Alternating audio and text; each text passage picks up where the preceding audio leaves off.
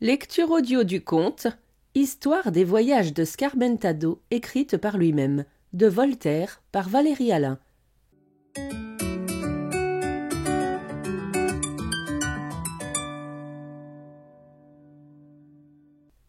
Je naquis dans la ville de Candie, en 1600. Mon père en était gouverneur. Et je me souviens qu'un poète médiocre, qui n'était pas médiocrement dur, nommé Hiro, fit de mauvais vers à ma louange, dans lesquels il me faisait descendre de Minos en droite ligne. Mais mon père ayant été disgracié, il fit d'autres vers où je ne descendais plus que de Paphifae et de son amant. C'était un bien méchant homme que cet Hiro, et le plus ennuyeux coquin qui fut dans l'île. Mon père m'envoya, à l'âge de 15 ans, étudier à Rome. J'arrivai dans l'espérance d'apprendre toutes les vérités, car jusque-là on m'avait enseigné tout le contraire, selon l'usage de ce bas monde, depuis la Chine jusqu'aux Alpes.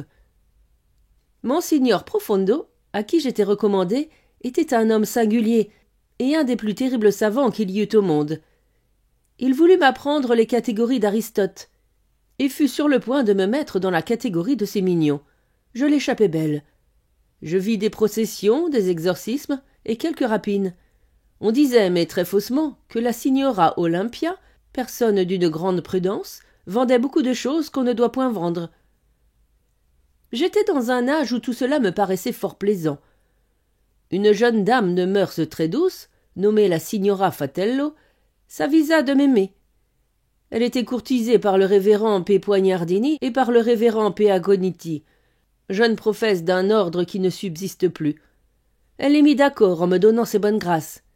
Mais en même temps je courus risque d'être excommunié et empoisonné. Je partis, très content de l'architecture de Saint-Pierre. Je voyageais en France. C'était le temps du règne de Louis le Juste. La première chose qu'on me demanda, ce fut si je voulais à mon déjeuner un petit morceau du maréchal d'Ancre, dont le peuple avait fait rôtir la chair, et qu'on distribuait à fort bon compte à ceux qui en voulaient. Cet État était continuellement en proie aux guerres civiles, quelquefois pour une place au soleil, quelquefois pour 2 pages de controverse. Il y avait plus de 60 ans que ce feu, tantôt couvert et tantôt soufflé avec violence, désolait ces beaux climats. C'étaient là les libertés de l'Église gallicane. Hélas, dis-je, ce peuple est pourtant né d'où? Qui peut l'avoir tiré ainsi de son caractère? Il plaisante et il fait des Saint-Barthélemy. Heureux le temps, il ne fera que plaisanter. Je passai en Angleterre. Les mêmes querelles y excitaient les mêmes fureurs. De saints catholiques avaient résolu, pour le bien de l'Église, de faire sauter en l'air, avec de la poudre, le roi, la famille royale et tout le Parlement, et de délivrer l'Angleterre de ces hérétiques. On me montra la place où la bienheureuse reine Marie, fille de Henri VIII, avait fait brûler plus de 500 de ses sujets. Un prêtre hibernois m'assura que c'était une très bonne action. Premièrement, parce que ceux qu'on avait brûlés étaient anglais. En second lieu, parce qu'ils ne prenaient jamais d'eau bénite, et qu'ils ne croyaient pas au trou de Saint-Patrice. Il s'étonnait surtout que la reine Marie ne fût pas encore canonisée. Mais il espérait qu'elle le serait bientôt, quand le cardinal Neveu aurait un peu de loisir. J'allais en Hollande, où j'espérais trouver plus de tranquillité chez les peuples plus flegmatiques. On coupait la tête à un vieillard vénérable lorsque j'arrivai à La Haye. C'était la tête chauve du premier ministre Barnevelt, l'homme qui avait le mieux mérité de la République. Touché de pitié, je demandai quel était son crime, et s'il avait trahi l'État. « Il a fait bien pis », me répondit un prédicant à manteau noir. « C'est un homme qui croit que l'on peut se sauver par les bonnes œuvres aussi bien que par la foi.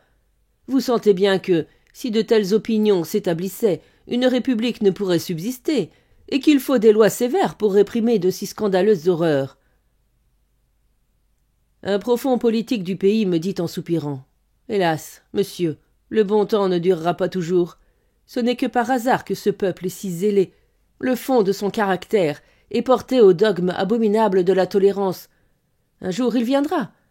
Cela fait frémir. » Pour moi, en attendant que ce temps funeste de la modération et de l'indulgence fût arrivé, je quittai bien vite un pays où la sévérité n'était adoucie par aucun agrément, et je m'embarquai pour l'Espagne. La cour était assez vide. Les galions étaient arrivés, tout respirait l'abondance et la joie dans la plus belle saison de l'année, je vis au bout d'une allée d'orangers et de citronniers une espèce de lys immense, entouré de gradins couverts d'étoffes précieuses. Le roi, la reine, les enfants, les infantes étaient sous un dais superbe. Vis-à-vis de cette auguste famille était un autre trône, mais plus élevé. Je dis à un de mes compagnons de voyage: « À moins que ce trône ne soit réservé pour Dieu, je ne vois pas à quoi il peut servir. » Ces indiscrètes paroles furent entendues d'un grave espagnol et me coûtèrent cher.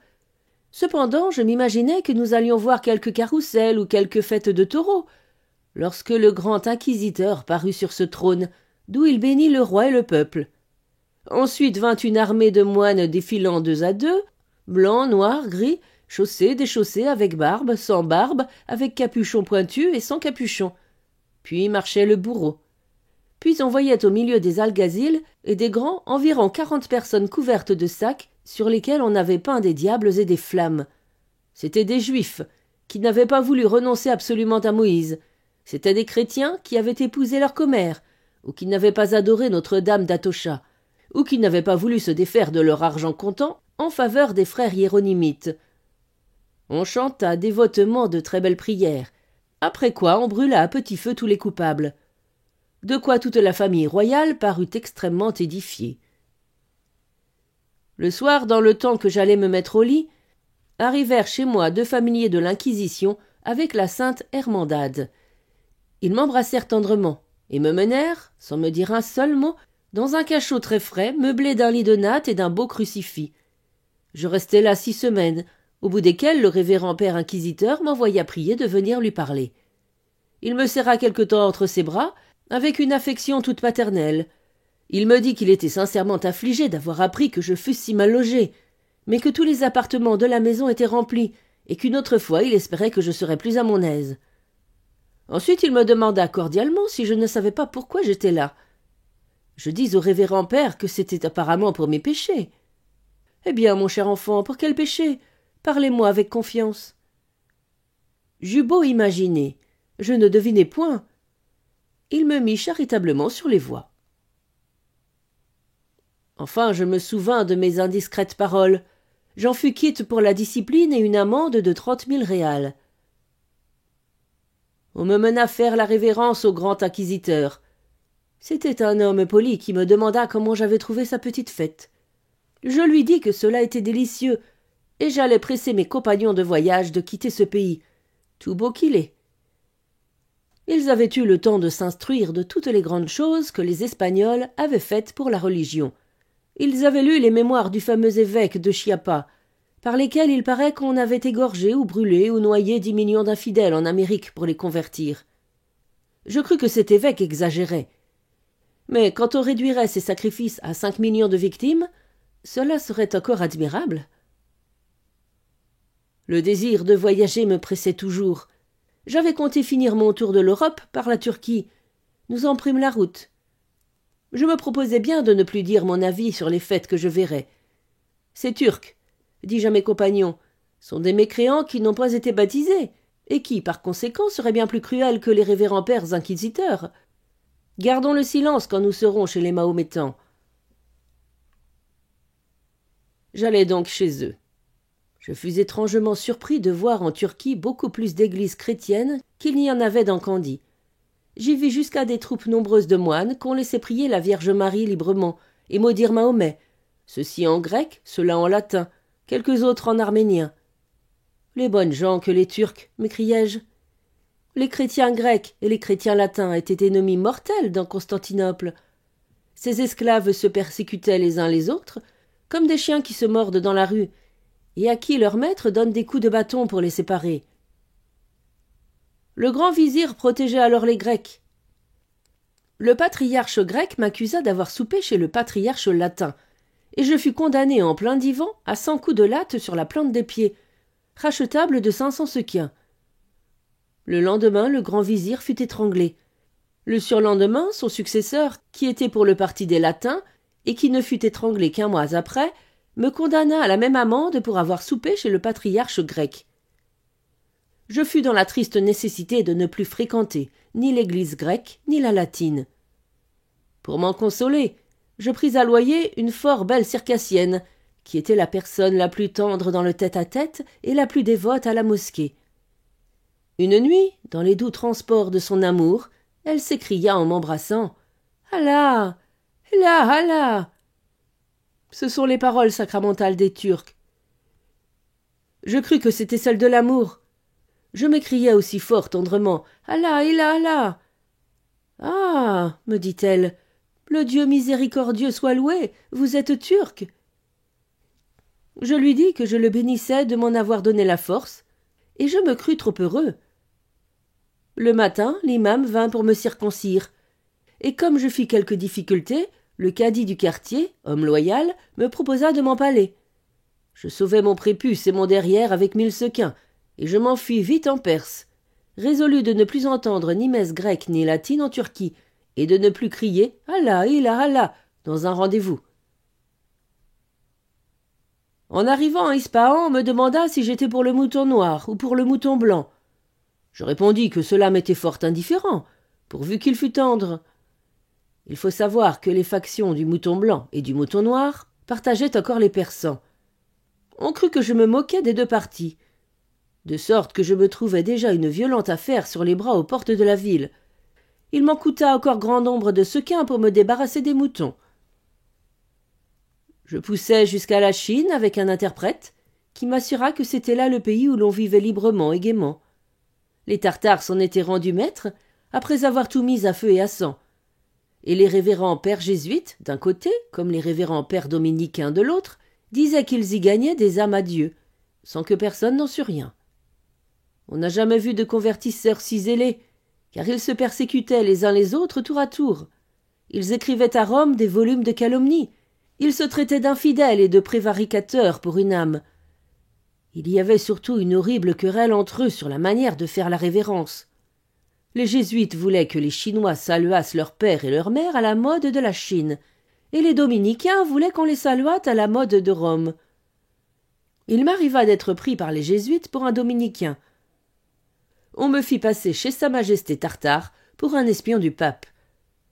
Le Conseil suprême chargea un premier mandarin qui ordonna à un sergent qui commanda à 4 sbires du pays de m'arrêter et de me lier en cérémonie. Je fus conduit après 140 génuflexions devant Sa Majesté. Elle me fit demander si j'étais l'espion du pape, et s'il était vrai que ce prince dût venir en personne le détrôner. Je lui répondis que le pape était un prêtre de 70 ans, qu'il demeurait à 4000 lieues de sa sacrée majesté tartaro-chinoise, qu'il avait environ 2000 soldats, qui montaient la garde avec un parasol, qu'il ne détrônait personne, et que Sa Majesté pouvait dormir en sûreté. Ce fut l'aventure la moins funeste de ma vie. On m'envoya à Macao, où je m'embarquai pour l'Europe. Mon vaisseau eut besoin d'être radoubé vers les côtes de Golconde. Je pris ce temps pour aller voir la cour du grand Aurangzeb, dont on disait des merveilles dans le monde. Il était alors dans Delhi. J'eus la consolation de l'envisager le jour de la pompeuse cérémonie dans laquelle il reçut le présent céleste que lui envoyait le shérif de la Mecque. C'était le balai avec lesquels on avait balayé la maison sainte, la Kaaba, le Beth Allah. Ce balai est le symbole du balai divin qui balaye toutes les ordures de l'âme. Aurangzeb ne paraissait pas en avoir besoin. C'était l'homme le plus pieux de tout l'Hindoustan. Il est vrai qu'il avait égorgé un de ses frères et empoisonné son père. 20 raïas et autant d'omras étaient morts dans les supplices. Mais cela n'était rien, et on ne parlait que de sa dévotion. On ne lui comparait que la sacrée majesté du sérénissime empereur de Maroc, Muley Ismaël, qui coupait des têtes tous les vendredis après la prière. Je ne disais mot. Les voyages m'avaient formé, et je sentais qu'il ne m'appartenait pas de décider entre deux augustes souverains. Un jeune Français avec qui je logeais manqua, je l'avoue, de respect à l'empereur des Indes et à celui de Maroc. Il s'avisa de dire très indiscrètement qu'il y avait en Europe de très pieux souverains qui gouvernaient bien leurs États et qui fréquentaient même les églises, sans pourtant tuer leurs pères et leurs frères, et sans couper les têtes de leurs sujets. Notre interprète transmit en hindou le discours impie de mon jeune homme. Instruit par le passé, je fis vite seller mes chameaux. Nous partîmes, le Français et moi. Je sus depuis que la nuit même les officiers du grand Aurangzeb étaient venus pour nous prendre, Ils ne trouvèrent que l'interprète. Il fut exécuté en place publique, et tous les courtisans avouèrent sans flatterie que sa mort était très juste. Il me restait de voir l'Afrique, pour jouir de toutes les douceurs de notre continent. Je la vis, en effet. Mon vaisseau fut pris par des corsaires nègres. Notre patron fit de grandes plaintes. Il leur demanda pourquoi ils violaient ainsi les lois des nations. Le capitaine nègre lui répondit « Vous avez le nez long, et nous l'avons plat. Vos cheveux sont tout droits, et notre laine est frisée. Vous avez la peau de couleur de cendre, et nous de couleur d'ébène. Par conséquent, nous devons, par les lois sacrées de la nature, être toujours ennemis. Vous nous achetez aux foires de la côte de Guinée comme des bêtes de somme pour nous faire travailler à je ne sais quel emploi aussi pénible que ridicule. Vous nous faites fouiller à coups de nerfs de bœuf dans les montagnes pour en tirer une espèce de terre jaune qui par elle-même n'est bonne à rien et qui ne vaut pas, à beaucoup près, un bon oignon d'Égypte. Aussi, quand nous vous rencontrons et que nous sommes les plus forts, nous vous faisons labourer nos champs ou nous vous coupons le nez et les oreilles. » On n'avait rien à répliquer à un discours si sage. J'allais labourer le champ d'une vieille négresse pour conserver mes oreilles et mon nez. On me racheta au bout d'1 an. J'avais vu tout ce qu'il y a de plus beau, de bon et d'admirable sur la terre. Je résolus de ne plus voir que mes pénates. Je me mariai chez moi. Je fus cocu, et je vis que c'était l'état le plus doux de la vie.